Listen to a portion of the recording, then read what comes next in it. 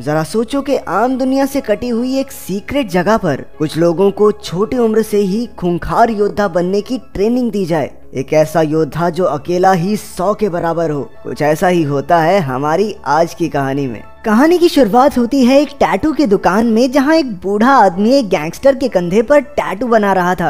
अचानक गैंगस्टर के चेले ने उसे एक लिफाफा दिया जिसमें से काली रेत बाहर निकली। उन गुंडों को इसका मतलब नहीं पता था, लेकिन उसे देखते ही वो बूढ़ा आदमी वहीं जमा का जमा रह गया। उसने बताया कि काली रेत का मतलब है कि दुनिया के सबसे खतरनाक निंजा आने वाले हैं। कई साल पहले उसका सामना इन योद्धाओं से हुआ था और वो जानता है कि ये कितने खूंखार होते हैं। फिर उसने अपनी छाती का बरसों पुराना घाव दिखाया। असल में इस बूढ़े आदमी का दिल दाईं तरफ है और यही कारण था कि वो निंजा के उस वार से बच गया था। अचानक एक आदमी का सर धड़ से अलग हो गया और चारों तरफ डर का माहौल फैल गया। तभी छत से एक तार गिरी और उसने एक आदमी को ऊपर खींच लिया। जब वो वापस आया तो उसके शरीर के टुकड़े हो चुके थे। ये निंजा हमेशा अंधेरे में छिपकर वार करते थे और एक ही पल में उन्होंने वहां खून की नदियां बहा दी। जब सब मर गए तो निंजाज अंधेरे से बाहर निकले। इसके बाद हमें जापान की ओजुनु पीढ़ी की कहानी बताई गई। ये खूंखार निंजाज की पीढ़ी है जिनका सरदार है लॉर्ड ओजुनु।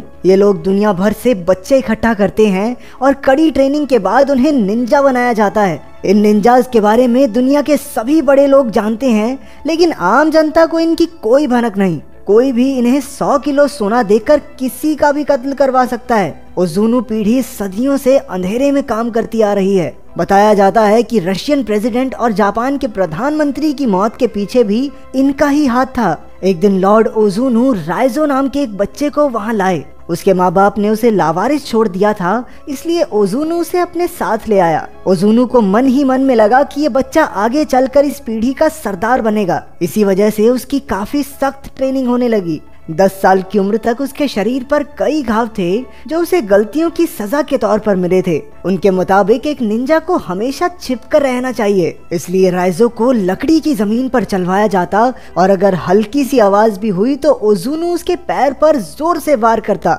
रात को वो दर्द की वजह से सो तक नहीं पाया, लेकिन तभी किरिको नाम की एक लड़की ने आकर उसके घाव पर मरहम लगाई। वो भी उसकी तरह निंजा ट्रेनिंग ले रही थी। वहाँ सबको सिखाया जाता था कि किसी भी तरह के इमोशंस को अपने अंदर से निकाल कर फेंक दो, लेकिन किरिको सबसे अलग थी। उसे लोगों को मारना बिल्कुल गलत लगता था। जैसे जैसे वक्त बीतता गया राइजो और किरिको बड़े होते गए, लेकिन दोनों में कोई खास बातचीत नहीं हुई। वो दोनों सिर्फ दूर से ही एक दूसरे को देखते थे। राइजो अब ओजुनु पीढ़ी का सबसे काबिल निंजा बन गया था, लेकिन अपने सीनियर ताकेशी का सामना करते हुए वो हार गया क्योंकि ताकेशी ने धोखे से वार किया था। उसे बचाने की जगह ओजुनु ने राइजो को ही कमजोर कहकर बेइज्जत कर दिया। उसने राइजो के पेट में अपनी उंगलियों से जोरदार वार किया और वो बेचारा दर्द से करहाने लगा। अगली सुबह ओजुनु ने देखा कि राइजो फिर से ट्रेनिंग के लिए तैयार था। उसकी लगन देखकर ओजुनु काफी खुश हुआ। जल्द ही राइजो ने अपने सारे विरोधियों को आंख बंद करके भी हरा दिया,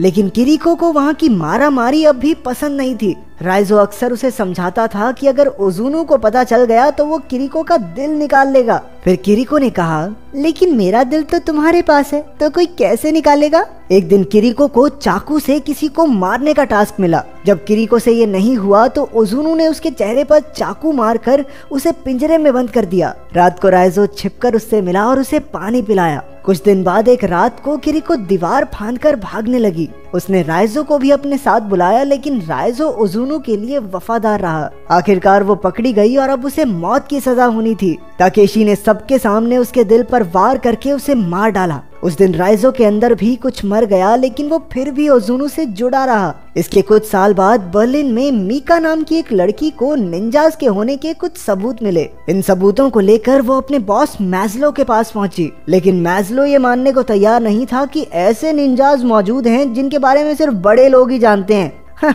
ऐसा कुछ नहीं होता। इसलिए मीका ने उसे सबूत दिखाए कि बड़े लोगों का पैसा इधर उधर होने में और कई नेताओं की मौत में निंजास का ही हाथ है। अब मैज्लो ने इसके बारे में और जानने का फैसला किया। उन्हें पता चला कि सेबैटिन नाम के एक जासूस ने भी ऐसे सबूत इकट्ठा किए थे, लेकिन जल्द ही उसे काम से निकाल दिया गया और किसी ने उसका खून कर दिया था। उधर राइजो भी किसी खास काम के लिए बर्लिन में था। वो एक सुनसान से घर में अकेला था और हर सुबह कड़ी ट्रेनिंग करता। एक दिन वो कपड़े धोने की दुकान पर गया जहाँ उसे एक औरत दिखी। उसे देखते ही राइजो समझ गया कि वो भी एक निंजा है। उसी वक्त दोनों ने एक दूसरे पर वार किया और एक जबरदस्त लड़ाई शुरू हो गई। कुछ देर बाद हमने देखा कि राइजो उस लड़की को एक वॉशिंग मशीन में भर के चला गया था। उधर मीका उस जासूस की पत्नी से मिलने पहुंची जिसे निंजास के सबूत मिलने पर मार दिया गया था। उस औरत ने बताया कि यूं तो उसका पति काफी हिम्मत वाला था, लेकिन उस घटना के बाद वो इतना डर गया कि घर के हर खिड़की दरवाजे पर कम से कम 2 ताले लगाकर रखता। घर के हर कोने में रोशनी रहती थी। उसने परछाइयों के लिए कोई जगह छोड़ी ही नहीं कि कहीं कोई निंजा ना आ जाए। लेकिन उस रात जब वो आए तो बत्तियां अपने आप ही बंद होने लगी।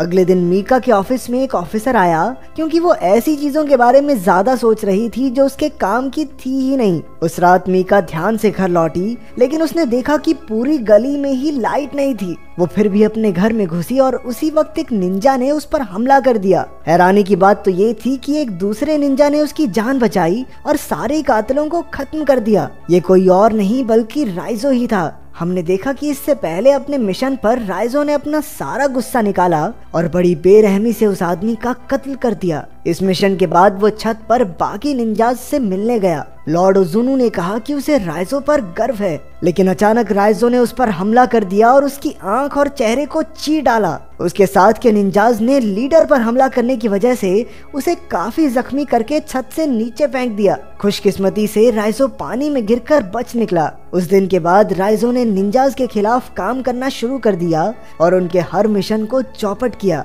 उसने मीका की जान भी इसीलिए बचाई थी। इसके बाद दोनों एक होटल में पहुंचे और अपने कपड़े बदले, क्योंकि निंजा खास सूंघने की शक्ति से इंसानों तक पहुंच जाते हैं। फिर मीका ने मैज़लो को बताया कि वो तो राइजो के साथ है, लेकिन मैज़लो को तो राइजो को पकड़ने के ऑर्डर्स मिले थे। वो जानता था कि राइजो उनका दुश्मन नहीं है, लेकिन उसे ऑर्डर तो मानने ही होंगे। इसलिए जब मैज़लो मीका और राइजो से मिलने गया तो पुलिस ने उसे बंदी बना लिया। फिर उसे एक सुनसान जेल में कैद करके जंजीरों से बांध दिया गया। जब मीका को पता चला कि इसमें मैज़लो भी मिला हुआ है तो वो उससे बात करने गई, लेकिन मैज़लो उसे रिहा करने के लिए हरगिज राजी नहीं हुआ, क्योंकि राइजो जेल में ही निंजाज से सुरक्षित रह सकता है। रात को मीका राइजो को पानी पिलाने गई, लेकिन फिर राइजो कहने लगा कि निंजाज किसी भी वक्त यहाँ आ जाएंगे। मीका ने मैज़लो को भी सावधान करने की कोशिश की, लेकिन अब बहुत देर हो चुकी थी। अचानक लाइट्स चली गई और निंजाज अंधेरे से बाहर निकले। उन खतरनाक योद्धाओं के सामने जाबाज सैनिकों की फौज और उनके हथियार भी कम पड़ गए।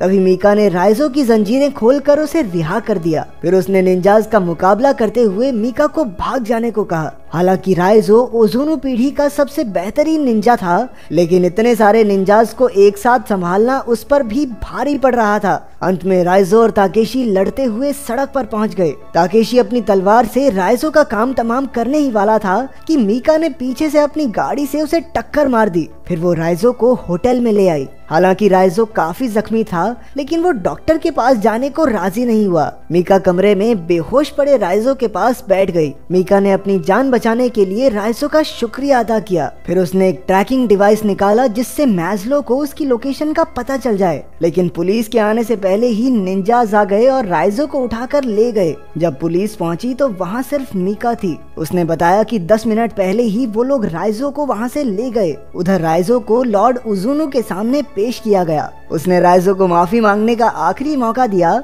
लेकिन राइजो ने कहा, मैं झुकेगा नहीं साला।